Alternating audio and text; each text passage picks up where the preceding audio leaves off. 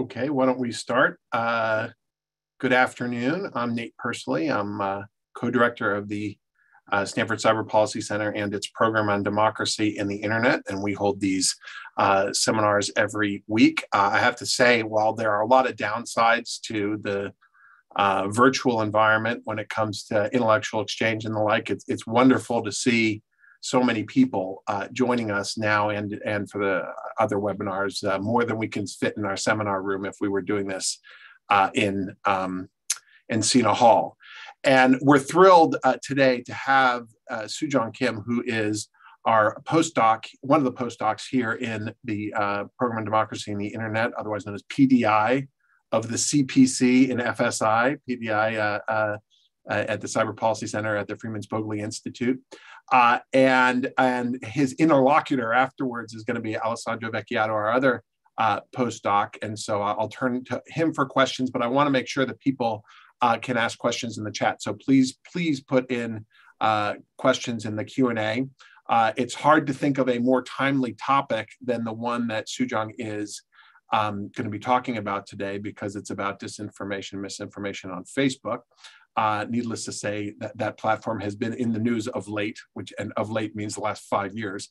And so he's got a really interesting research design and some interesting conclusions. So Soojong, I will turn it over to you, and I'll guide the questions after you're done. Thank you so much, Nate. So let me share my screen.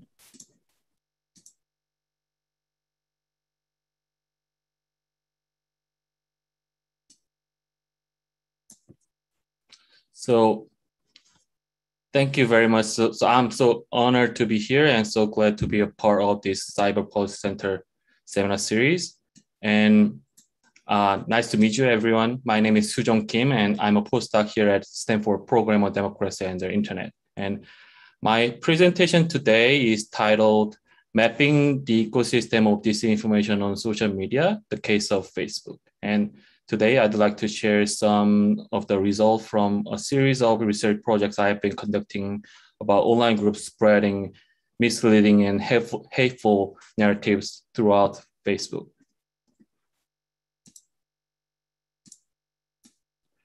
So before beginning, I'd like to thank my amazing co-authors for their great work and contribution. And the studies I'm discussing today are collaboration with Soojong Kim at Cornell Department of Communication and Ashley Lee at Stanford Digital Civil Society Lab, and Samantha Bradshaw at Stanford Internet Observatory, and Jisoo Kim at Yale Internet Society Project. And I'd also like to thank undergrad students at Stanford and Oxford for their research assistance. So there has been growing concern about the proliferation of disinformation and conspiracy theories on social media. And especially there has been a huge amount of concern, observations, and discussions about how Facebook has been plagued with disinformation and conspiracy theories. And for example, there is an ongoing discussion about the existence and the influence of anti-vaccine groups on Facebook. And even the US president expressed concern about the misleading narratives about vaccines on Facebook. But the article shown in here says, we still need more data, evidence, and research on the status of things inside Facebook. But due to the issues of data sharing and transparency, a systematic investigation of the platform is very difficult. And there has been a considerable lack of large-scale evidence on the prevalence and characteristics of misleading narratives and online groups generating these misleading narratives. So we conducted a series of research to examine the prevalence characteristics of online groups spreading false narratives on Facebook.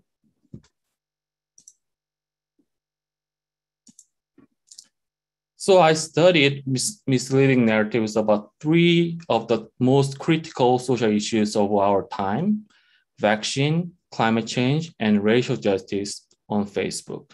And to the best of our knowledge, we collected one of the largest Facebook datasets that have been reported on each of these issues. And based on the data, I was especially interested in the ecosystem that makes the production and dissemination of misleading narratives possible. And the ecosystem of disinformation is important because misleading and hateful narratives originate and evolve while combining, assembling, and remixing information from various sources. Thus, we focused on the following research questions. First, how do online groups producing misleading and hateful narratives interact with the broader information ecosystem? And how dependent are these groups on mis- and disinformation sources? And do the online groups with different views on health, science, and social justice rely on media sources representing different political beliefs? So here I would like to share results we are getting from multiple studies on disinformation on Facebook and discuss noticeable patterns we are seeing across these studies. So first, I wanted to talk about how I collected Facebook data and briefly review the data about online groups discussing issues of vaccine, racial justice, and climate change. And then I wanted to look into 4 noticeable patterns I'm seeing from across the 3 separate studies. And then let me summarize and discuss the implications of these patterns.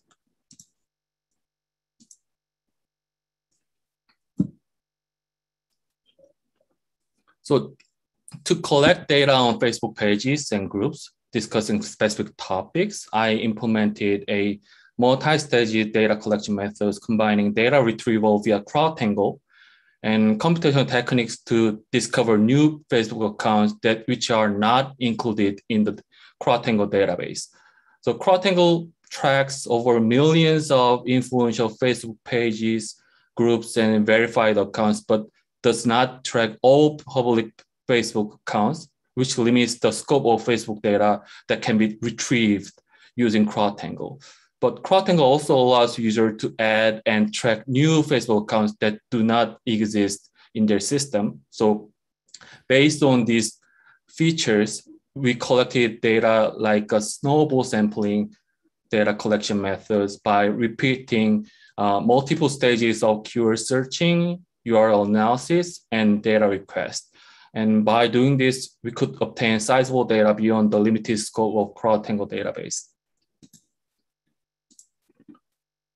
So let me explain how we collected data on Facebook pages and groups discussing vaccines and vaccination. Specifically, first, we searched for Facebook public pages and groups containing vaccine-related keywords in their titles and in their web addresses, and then downloaded all Facebook English posts created by these pages and groups.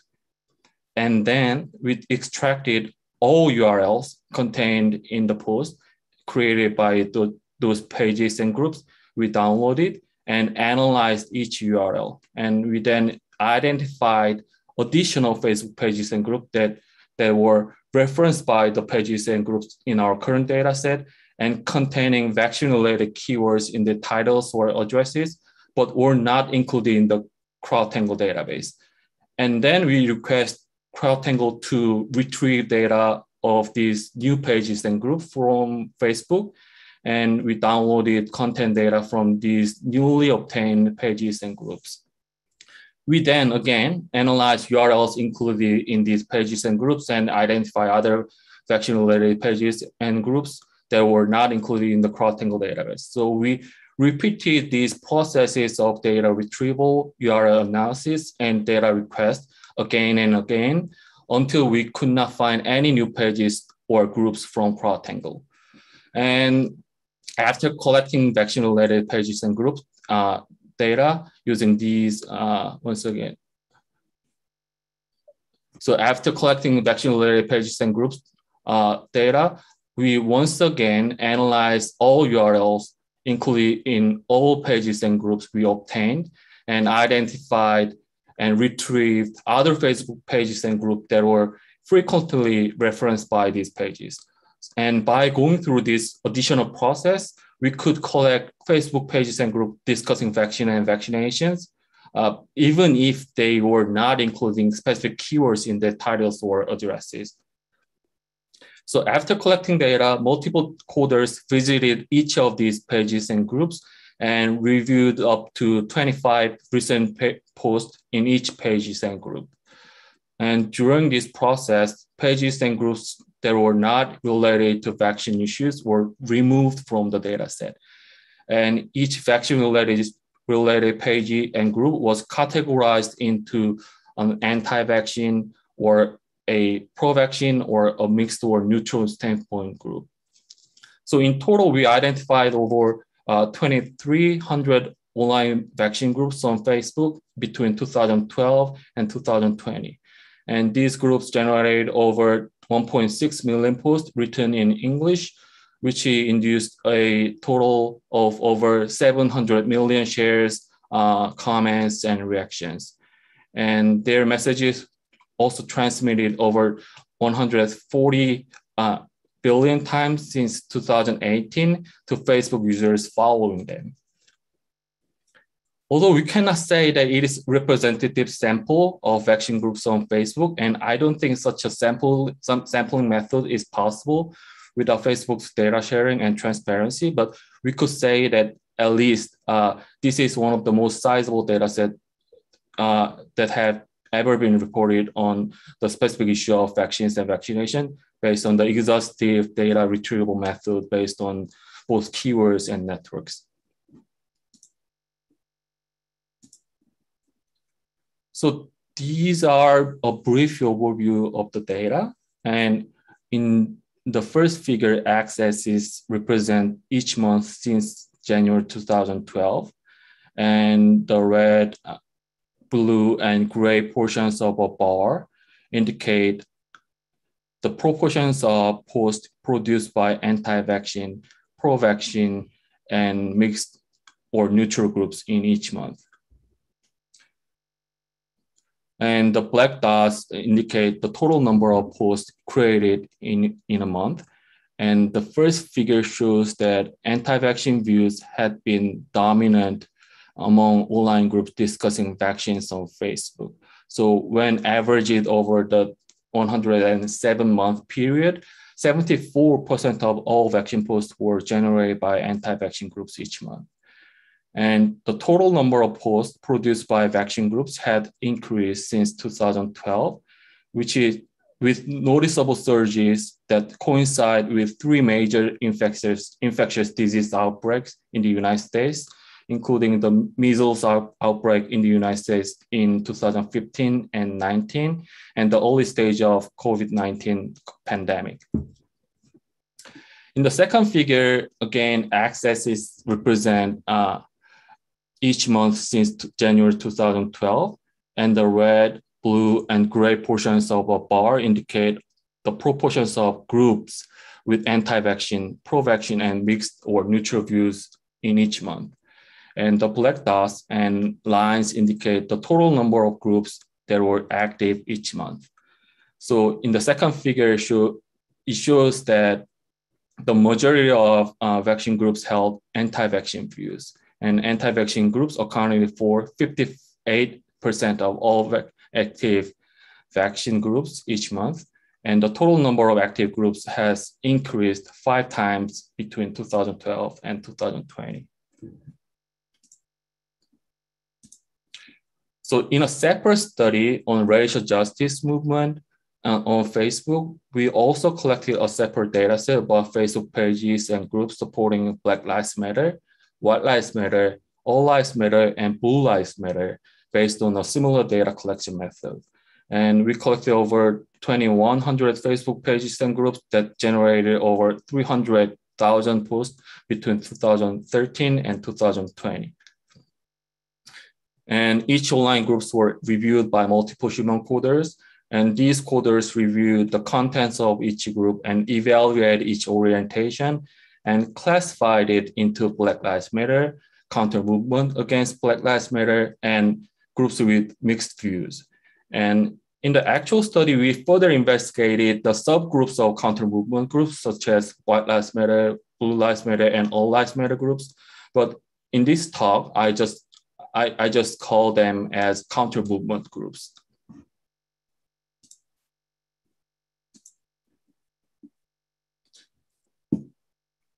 And here is a brief overview of the data on the online groups. And in the first figure, x-axis represents each month since 2013. And the purple, yellow, and gray portions of a bar indicates the proportions of posts produced by counter movements, Black Lives Matter movements, groups, and groups with mixed views in each month.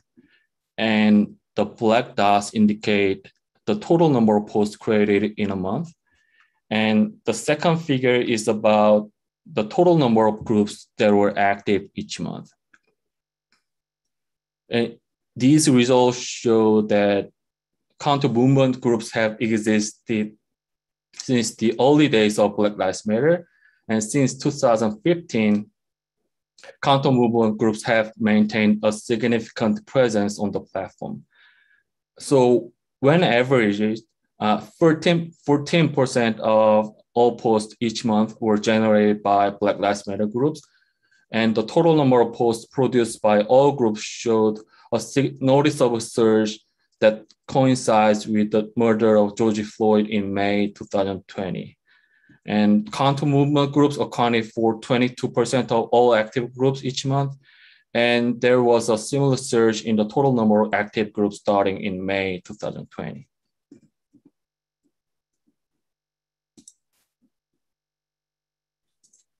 And in the third study, we collected data of Facebook pages and groups discussing climate change using a similar method. Specifically, first, we searched for Facebook public pages and groups containing climate change related keywords in the titles or web addresses, such as climate change or global warming, and then downloaded all Facebook posts created by these pages and groups. And then we, as I just explained, we repeated the processes of data retrieval, URL analysis, and data request again and again until we could not find any new pages or groups from CrowdTangle. And after collecting climate change related pages and groups using these processes, similar to snowball sampling, we once again analyzed all URLs included in all pages and groups and identified other pages and groups that were frequently referenced by these groups. So after collecting data, multiple coders visited each of these pages and groups and reviewed up to 25 recent posts of each page and group. And during this process, pages and groups that were not related to climate issues were removed from the data set. And each climate page and group was categorized into on climate change advocacy, a climate change denial list, and a mixed group. So in total, we identified over 4,500 pages and groups which were active during 2012 and 2020. And these pages and groups created over 700,000 posts, and these messages were transmitted to the timelines of Facebook users following them over 4 billion times in total.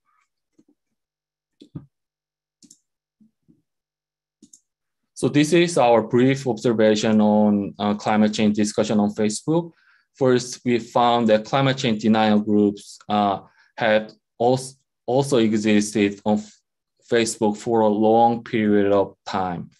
And in this graph, purple represents climate change denial groups and green indicates climate change advocacy groups. And the black lines in these two figures indicates the number of posts about climate change and the number of groups discussing climate change on the platform. And as you can see, both lines increased significantly since 2012. And also the first graph shows that since 2012, climate change denial groups have maintained a significant presence on the platform and were responsible for about 10% of the climate change contents on the platform. So depending on topics such as vaccines, racial justice, and climate change, the overtime patterns of the volume of information and the number of groups and the proportion of groups spreading misleading contents are different. And we found some interesting results in each of these studies. And among these results, I wanted to talk more about 4 noticeable patterns that were reoccurring across different issues. And the first pattern was that for the discussion about racial justice movement and climate change, groups producing misleading narratives are getting more user engagement on each piece of content they are creating.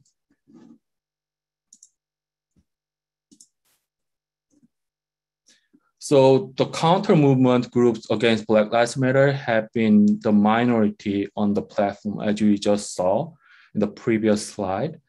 However, importantly, when we calculated the number of shares, comments, and reactions that each post received from Facebook users, we found that a post from the counter movement groups has attracted more shares, comments, and reactions than Black Lives Matter groups.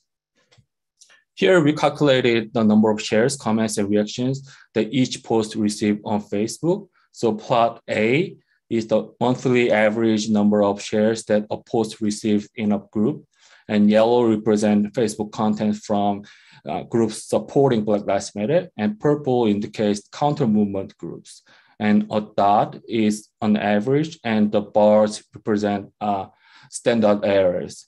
And x-axis is time since 2015 January, and y-axis indicates the number of shares.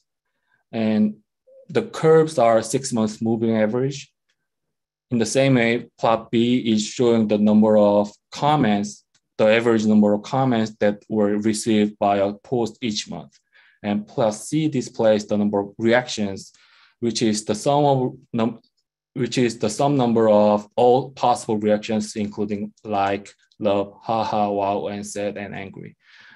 And these results show that a post from counter movement groups has received far more shares, comments, and reactions than Black Lives Matter groups. And the gap between the level of user engagement to counter movement groups and Black Lives Matter groups have been constant and relatively stable since 2016, and even in 2020 during the nationwide protest in the United States. And one thing I have to mention here, though, is that it is hard to parse out what makes this considerable gap. And one hypothesis is, could be that the characteristics of contents created by counter movement groups, such as their hateful languages or images, led to higher levels of user engagement than Black Lives Matter groups, but also Facebook algorithms amplifying or promoting the contents generated by counter movement groups could be another factor. So although the limits of available data make it hard to identify the potential cause, the existence of this gap is still striking, concerning, and important.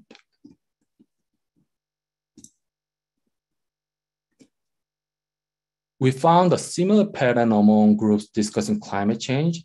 As shown in the previous slide, climate change denialist groups were minority compared with climate change advocacy groups.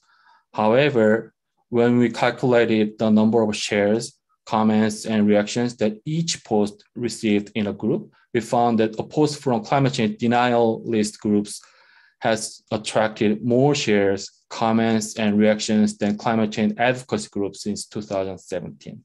So in these figures, a pink dot indicates monthly average number of shares, comments, and reactions received by a post created by climate change denial groups, and a green dot indicates that of climate change advocacy groups.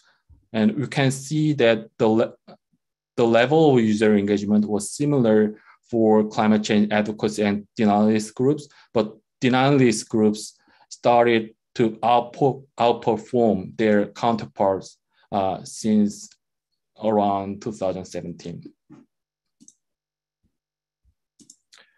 So among vaccine groups, the pattern was different. Here, blue dots represent pro-vaccine and red dots are anti-vaccine.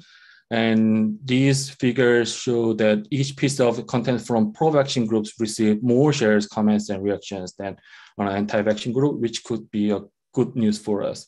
But the level of user engagement was still higher between 2012 and 15 among anti-vaccine groups than pro-vaccine groups.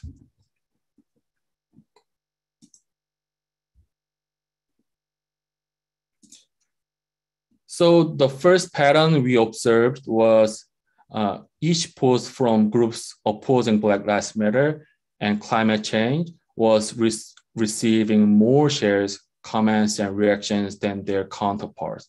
And the second pattern we noticed was some of the discussion relied more and more on information sources within Facebook, while increasingly connected from information outside Facebook.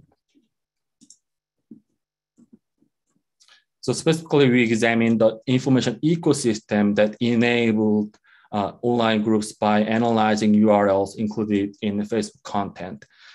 Information sources can be identified by analyzing URLs included in Facebook content.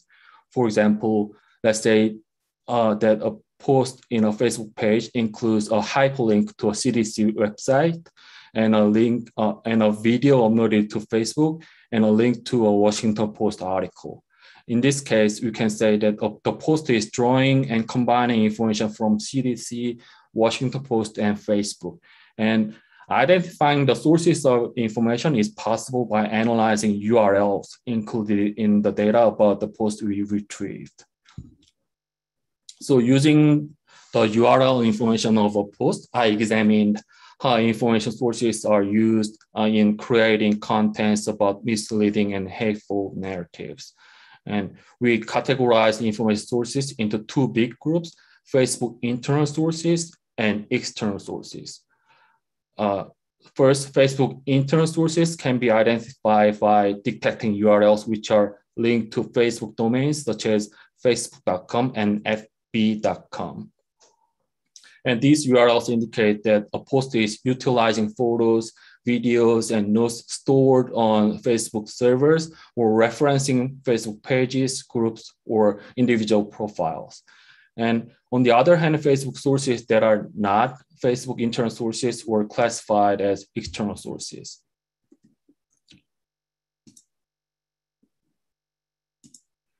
So in this figure, the red lines represent anti-vaccine and the blue lines represent pro-vaccine. And again, x-axis is time. And the dashed line indicate the proportion of Facebook contents using sources outside Facebook. And the solid lines indicate the proportion of Facebook content using Facebook internal sources. And as you can see in this figure, the proportion of posts using Facebook internal sources had increased significantly since 2012 and between 2012 and 2020 among both pro and anti-vaccine groups, while the proportion of posts using external sources is slowly declining. And what this pattern means is narrative about vaccine and vaccination have been increasingly isolated within the Facebook environment and separated from other platforms or other information sources outside Facebook.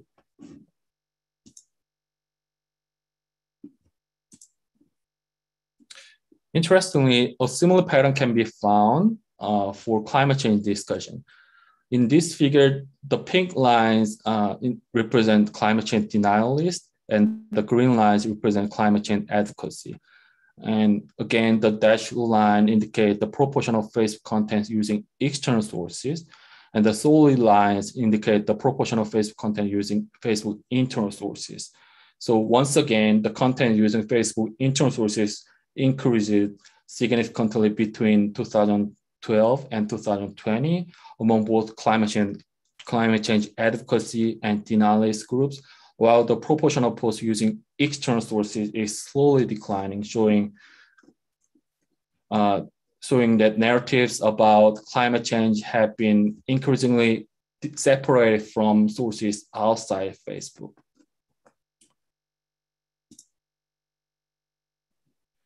Interestingly, for the groups supporting Black Lives Matter and its counter movement, the increasing isolation was not identified. So here, the purple lines represent content from counter movement groups, and the yellow lines represent content from Black Lives Matter groups. And the dashed line and solid line indicate, again, the proportion of Facebook content using external sources and internal sources, respectively.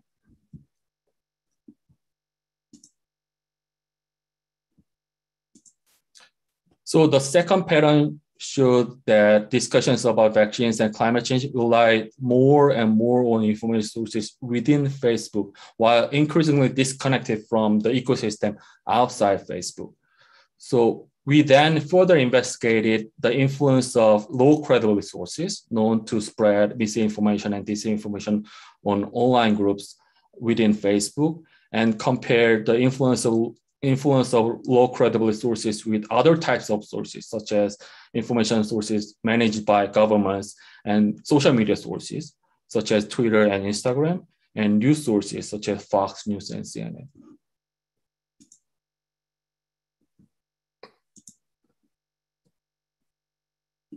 So first, regarding online groups discussing vaccine and vaccination, we found that anti-vaccine groups used more low credibility sources than pro-vaccine groups did. In these four figures, the height of each bar indicates the average proportion of content using certain type of source within a vaccine group in a month. And again, red represent anti-vaccine groups and blue represent pro-vaccine groups. And x-axis is time. And so figure A shows the average proportion of posts referencing government sources in a vaccine group each month. And figure B, C, D are about the average proportion of posts referencing news sources, social media sources, and low credibility sources in a group each month. And as you can see from figure D, anti-vaccine groups use low credibility sources more frequently than pro-vaccine groups did. But the proportion of contents using low credibility sources in an anti-vaccine group was on average about 2%. And it has been decreasing recently, as you can see in the figure D. And the prevalence of low credibility sources is even more marginal when compared with the proportion of contents using other types of sources, such as government sources, news sources, and social media sources.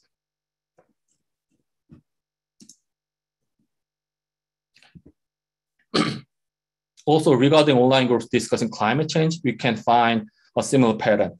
In these four graphs, the height of each bar indicates the average proportion of contents using a certain type of sources within a group discussing climate change in a month.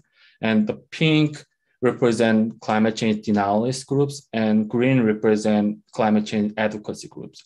Again, figure A, B, C, D are about the average proportion of posts referencing government sources, news sources, social media sources, and low credibility sources in a group each month.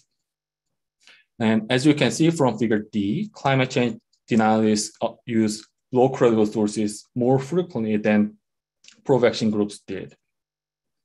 But the proportion of content using low credibility sources in a denialist group was generally low, and it has been decreasing recently.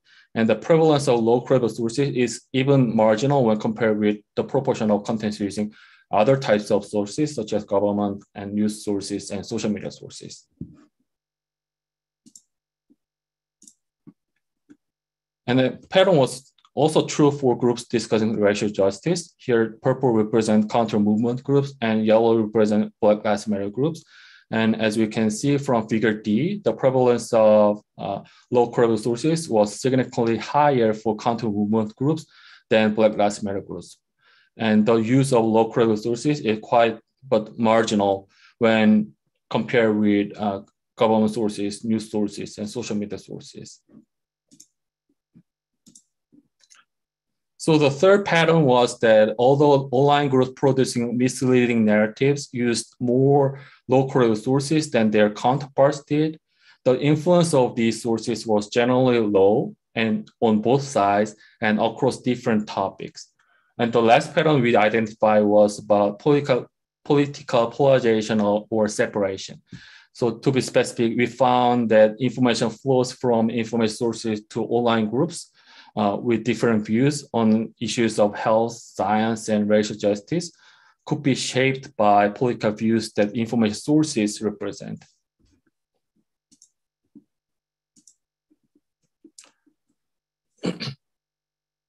So we found that the flows of information from information sources to vaccine groups were politically segregated. So the first graph is about vaccine, and each circle represents an information source, and x-axis indicates the ideological alignment of a source, which is based on a previous study.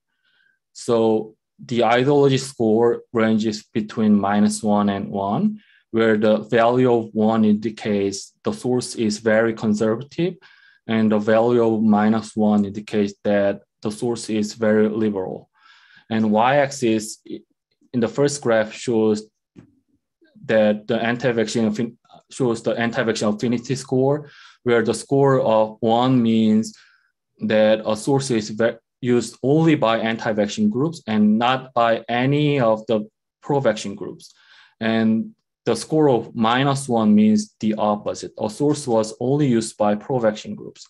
So for example, the red and blue arrows in this graph are indicating Fox News and New York Times respectively.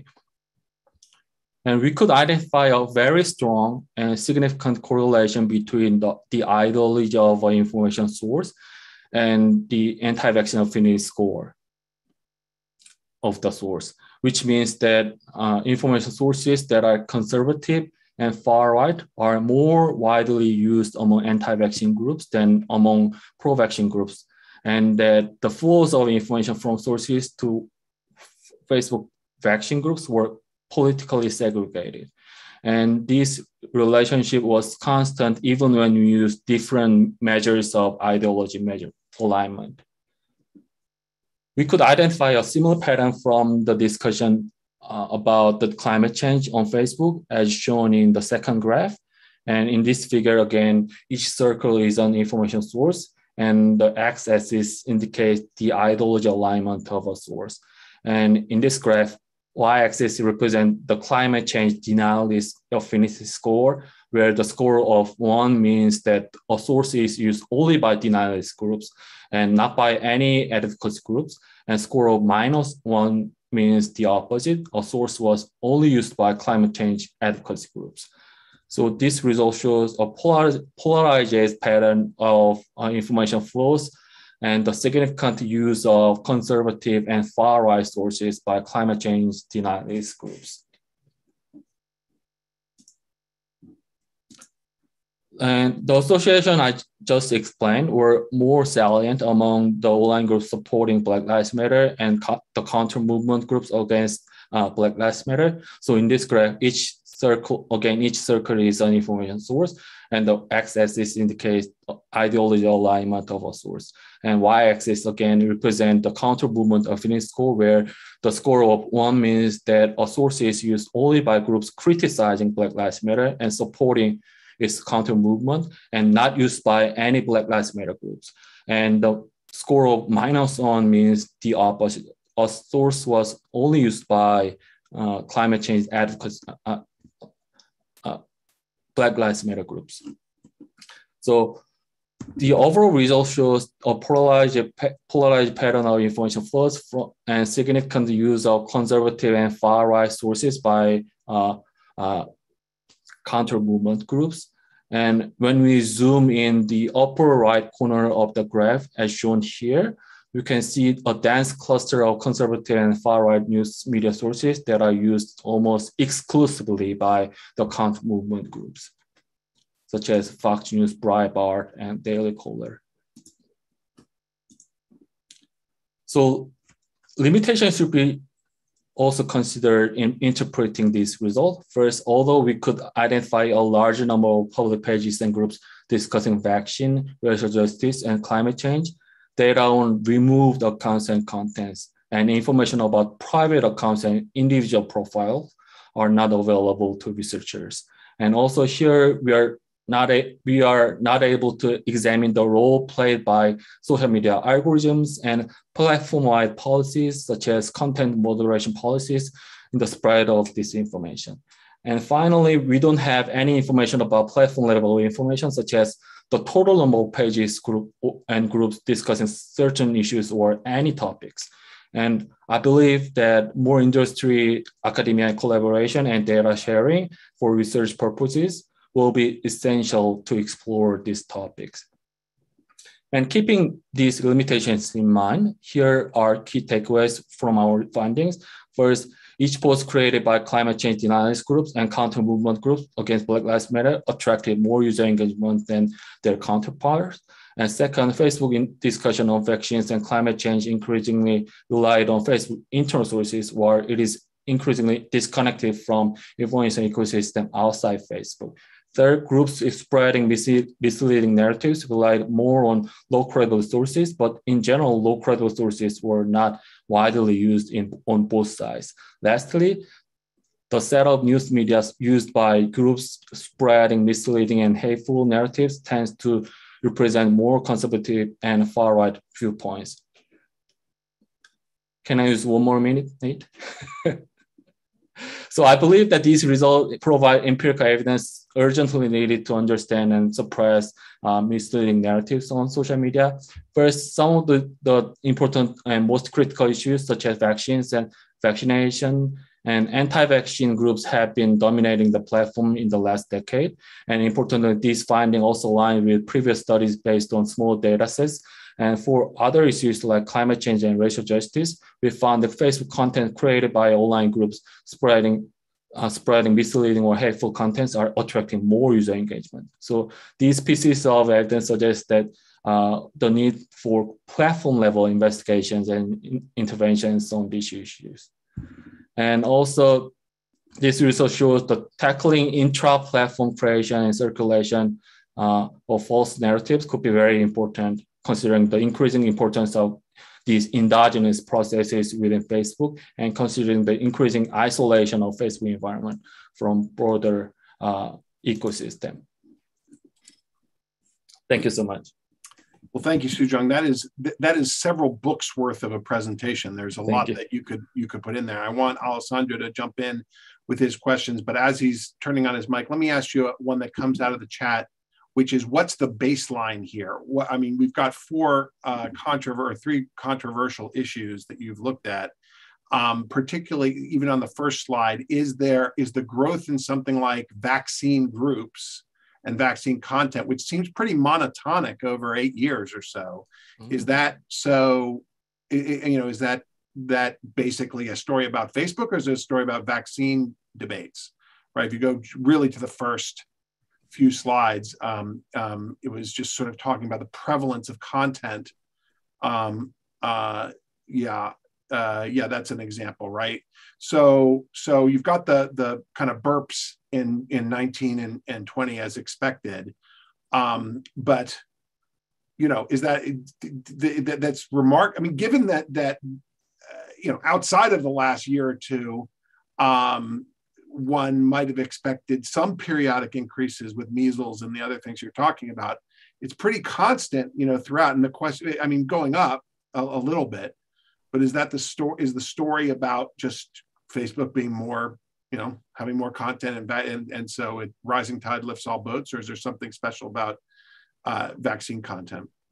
Yeah, so that is a great point. So actually, I think the point here is that it's not about the growth of contents or number of groups. So actually, we are focusing on the proportion of groups, like representing specific viewpoints. For example, anti-vaccine views and pro-vaccine views. So what we are seeing here is that the proportion of anti-vaccine viewpoints are relatively constant over years, although the volume of contents and the number of groups are increasing over time. So actually, we can distinguish the increasing volume of contents and increasing number of groups from the growth of Facebook services. So I think the main focus here should be the proportion of anti-vaccine groups and pro-vaccine groups. Also for other issues, I think the focus should be especially in this study, the proportion of groups arguing climate change denialists or climate change advocacy or groups with different viewpoints. Okay, but just so I can read the graph, that what you show here is the relative increase in the share of pro-vaccine content, right? The blue bars are growing, and the red bars are shrinking. Yeah, so it's slowly declining. Right. Anti-vaccine group, the proportion of anti-vaccine groups is slowly declining. Even though, of course, as you say, and maybe this is, I think, for, say, the journalists watching, the more important thing is that the anti-vaccine content is getting greater interactions, right? And climate denial stuff as well. Was it anti-vax? I can't remember. Was it the anti-vaccine content was getting greater interactions, or was that just Black Lives? Was that the other two? So anti-vaccine was getting less interactions from users. Yeah. All right, Alessandro, you prepared some questions that I'm going to look into the Q&A, and I'll follow up your questions with some from there. Yes, thank you, Nate. My first question would be about your process of data collection. As you mentioned at the beginning, it's very hard for researchers to get to the wealth of data you were able to collect. I wanted to know whether you could share with us a little bit more about the process and the lesson learned through that data collection itself, especially in classifying, categorizing the different groups and what is considered to be mixed. Yeah, so that is a great question. Actually, I use CrowdTangle for these studies, but even though CrowdTangle is owned and operated by Facebook, I identified so many technical glitches or errors inside the system.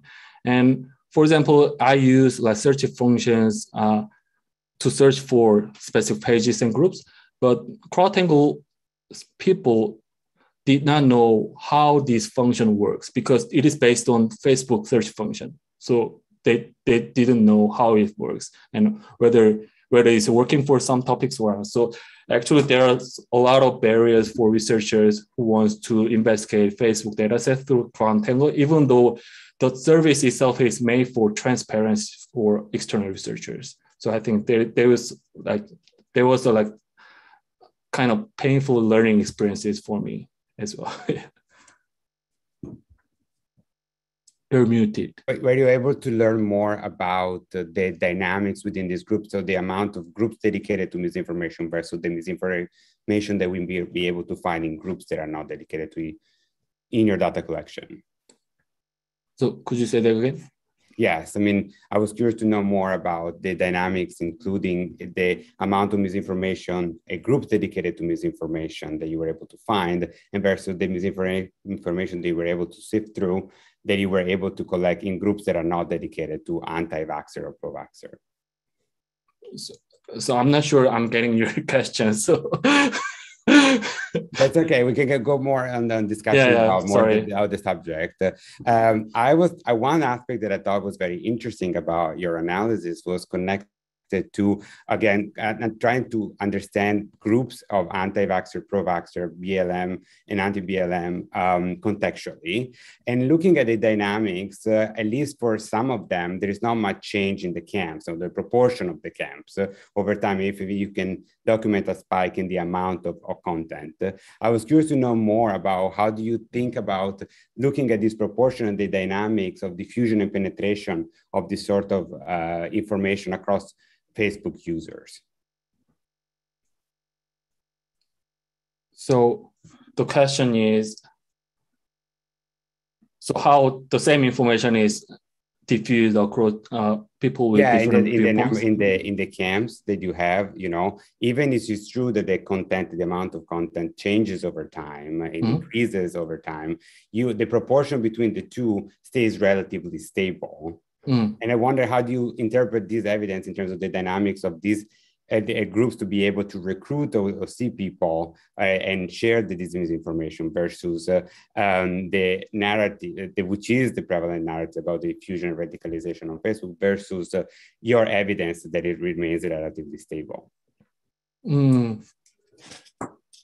So I think isn't the answer that about the interactions right? Yeah. I mean, isn't that your answer? I mean, that's what my next question is going to be about, right? Which is that the point. I mean, one of the real impressive things about this project is that volume is never the way to look at this. It's about the type of content that ends up getting a lot of clicks and a lot of comments and a lot of other interactions, or at least obviously that's what CrowdTangle gives you. But that's isn't that the move you're making here? Yeah. So actually, in terms of contents, characteristic contents, we are moving toward. So the content itself, for example, we are looking at what is actually spreading among anti-vaccine groups and pro-vaccine groups. So actually interesting, we are getting some interesting initial results. For example, among anti-vaccine groups, they were focusing on side effects and like additives inside vaccine. But right now they are increasingly more focusing on political rights, freedom, and their right to their bodies. So they're moving toward more abstract and political region, like from more like scientific based on like side effects or like scientific evidence. So I think that is really interesting thing to consider in thinking about how to motivate these people to get vaccinated, how to diffuse the information about like vaccination and vaccines. So we are moving toward that direction about contents and engagement. Great. Let me knock off some of these questions, see what your reactions are. The first is when you look at these early graphs, one commenter asks, what about the mixed neutral group? They don't seem to show up at all. Is that right? Yeah, actually they are up here, but they are really small, so we cannot hardly see those groups. So, but they are actually here. Okay, good. Do you have any sense of how much the interaction, how much automation, bots, and the like are responsible for these interactions? Actually, as I mentioned, it's really hard to distinguish the effects of bots and automated algorithms and recommendation algorithms because we don't have any data about the external effects of these kind of systematic factors. But I think I'm looking forward to analyzing, getting more data on that. A few commenters ask whether you have a sense of the sentiment of the comments, right? So are the comments that say the anti-vaccine groups are getting, are they kind of positive comments for the anti-vaccine movement, or is there a lot more kind of trolling that's going on between both groups, right? Do you have any sense of like what is explaining these interactions? Is it that they are feeding a fight, or is it that they are leading to the popularity as measured by comments in these interactions could be explained by a lot of different things? Do you have a theory about what you think is going on? Sure. Actually, the tricky thing is that from CrowdTangle and from Social Science One, I don't think they provide like comments data or interaction within comments. So actually, comments data are really hard to get. So, but I think there was a study published in Journal of Communication by Brandon Nyhan and other great researchers about comment section on news topics. So they study some interactions within comment section about news, but in this data we don't have comment data. But I think one thing we can do is that as a study published in PNAS, I think earlier this year or last year they did some emotional analysis by looking at the types of interaction a post is getting. For example, I discussed the amount of reactions a post is getting, but you can divide the reactions into positive reactions and negative reactions. So maybe you can look at how the relationship between contents itself and the types of emotion, positive, negative, or neutral emotions they're getting. So actually that is another direction we're heading toward. Can you say a little bit of the lumpiness of the data, like how much of some of what you're observing in terms of the amount of content in these particular groups, whether it's BLM, vax, or climate change, Is it that there are 5 groups that are responsible for 95% of the interactions or something like that? Or is this a much more kind of distributed, flatter ecosystem in terms of the number of pages and groups that are both producing the content and getting engagement?